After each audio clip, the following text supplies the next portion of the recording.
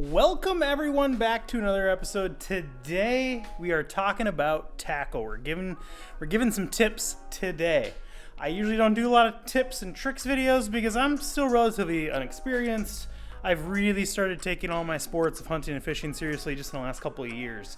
So I'm really starting to learn and understand everything on a new level. So I usually don't do these, but these tips and tricks are pretty universal. No matter what, they should help you out, and some of them will be a little specific to equipment you'll need to have. Some of it's universal and will help you either with information or take care of your tackle. I'm going to start right here with some tackle box advice. Everybody knows these silica packets you get in literally everything these days.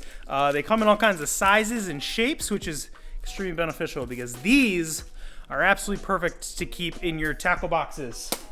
Keep that moisture out of your tackle boxes, keep the humidity out of there so your hooks don't rust, your tackle stays cleaner, better, longer. The really big ones, I have a couple of giant ones. Super helpful in my musky bait tackle boxes because those bucktails hold so much water. At the end of the day, there's quite a bit of water in your tackle box. So throw one of those in there, maybe two when they get hard, put some new ones in, but you get these in everything you buy these days. So I have little ones for like the ice fishing boxes, and I have some giant ones. Well, that's not a giant one, this is just a big one, but this one's perfect for that tackle box right there. So silica gels, or well, I think they're gels, some of them are gels, some of them aren't. Silica packets, you get them in the mail, make sure to throw those in your tackle boxes. Side note, keep them away from your dogs, pets. They're extremely toxic, so if you are going to save them and keep them, make sure they're somewhere where a pet can't get at them. Let's move on to a little more specific of a piece of equipment, but I think some of you could benefit from it. So what we have here is a clam auger plate. This in general, if you have a drill setup, I highly recommend. I put it on all my gear videos. Keeps your drill up and out of that snow, slush, and ice. You don't have to worry about how you set it down. That's what I think is the biggest benefit to these. However, it is nice and comfortable to have, adds a little weight to your setup, but it's still 10, 15 pounds less than an ion. But my specific setup, I had to run this drill in low. That's the only way I could get through the ice. And that's because this drill is rated at the absolute minimum that this K-drill recommends. So I was flirting with the line of, being able to even use it. It worked, it functioned, I used it for 2 years, but then Clam came out with a new product that adapts right to these. This is what it looks like. They used to come with like a plastic gear system that did not have very good reviews. So the Clam Power Drive gearbox, this is a 3-to-1 gear ratio. So your drill turns 3 times to the shaft's 1. It takes all of that torque and converts it through these gears and takes all the pressure off your drill. Now I drill all my holes in high speed, and it works incredibly well. On the back of this box specifically, it says works great for 10-inch augers too. I don't know if my Ryobi could handle a 10-inch auger even with this gearbox, but like I said, I use the Ryobi because it's my drills, it's what I have everything for, and it reached the minimum. I've been using it for, it's gotta be almost 5 years now in general, and it's still running, still works great. I used to use, I don't know if you can see them back there, it's a complete mess, but I got 2 hand augers hanging on the wall back there. That's what I started with, and I slowly upgraded everything throughout.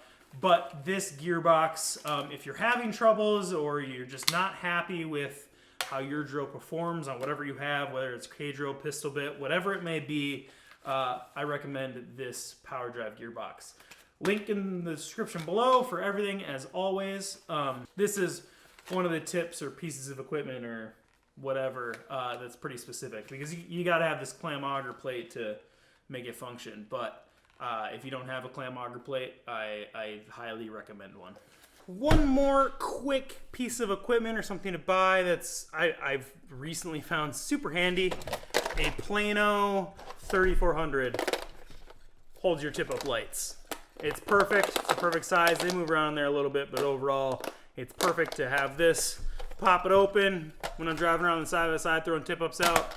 Pop or closed. You can always see if they're on still or not. But the size is a Plano 3400 if you want to just know for ordering online. Link in the description below as well.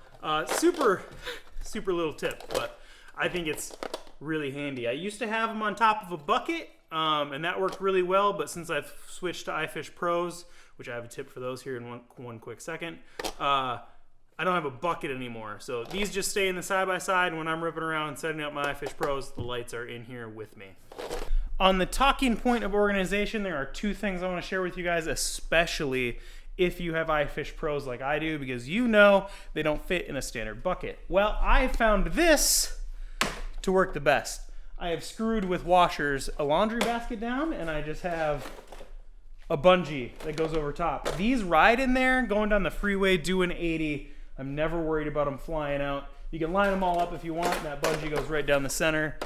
They are in there, they're organized, and when you're, like I said, ripping around, putting iFish Pros out, it's super handy to have them like this. So a laundry basket works great. I think this one's like $9 at Walmart. So I have a bungee on this side. I tied it on the other side. I don't know if you can see it or not. But laundry basket works perfect. I tried a little bit bigger milk crates, but you had this, I couldn't fit 4. So if you have 4 or more, just go get yourself a laundry basket. And with iFish Pros, I recommend one of these little clam rod holders.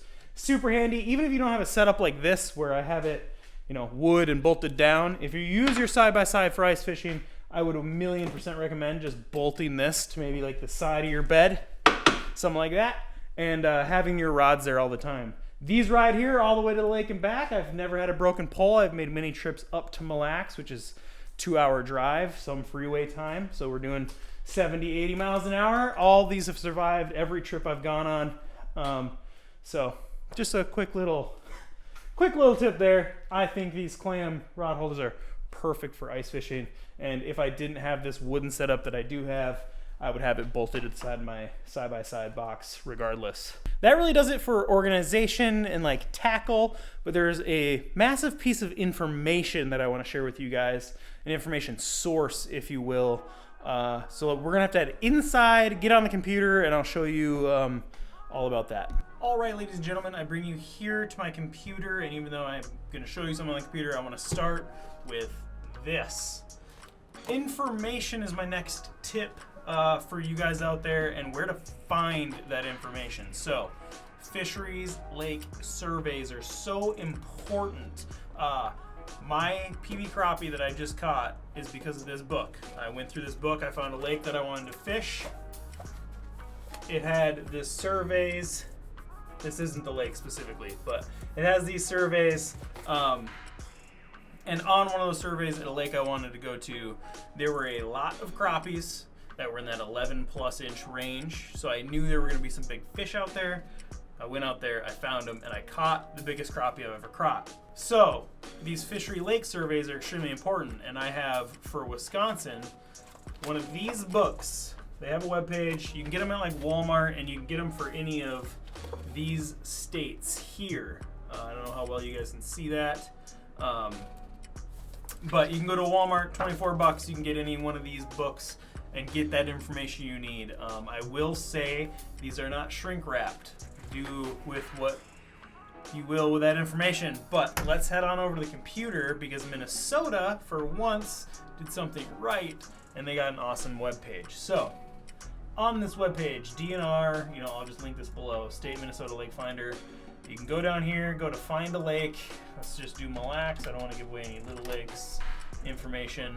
If there's more than one lake here, like for example, let's do Clear. Well, look at all the clear lakes in Minnesota. There's a ton. So you can go to your county, your nearest town, find that specific lake you're looking for. Or alternatively, when you go to a lake and you find it, there's a little map. On this map, you can zoom in, scroll around, you can click on one of these lakes. Takes you to the page as well. But let's go back to Mille Lacs for an example. So here it is. You clicked on Mille Lacs, you're at this part of the webpage. It gives you all the information about the lake, any special regulations that lake has, which there are a ton of them for Mille Lacs. But the most important part of this whole webpage is right up here in the top left. Fisheries Lake Survey. Not only can you see which ones you want to look at, like here's a targeted survey from 2019. Let's take a look at that one. It's just northern. Well, they went out there and they wanted northern information. So here they are, they got it. Things like that. But let's go to the most recent one.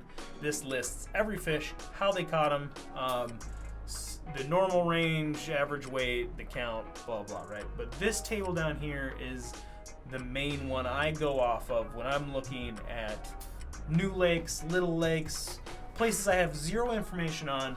This is an incredible place to start. You can go here and go, you know, say this isn't Mille Lacs, this is just another lake. You find a little lake and you're like, all right, well, how many walleye are out there? Holy crap. There are more walleye than bluegill that they found, right? You know that you can go out there and probably catch some walleyes. And if you look at the numbers, you're going to catch a ton of them from the 15 to 19 range, and you're going to catch a ton of them from the 0 to 5 inch range. Now, take all this with a grain of salt. It's not perfect. There are a ton of variables when it comes to doing surveys. I understand that.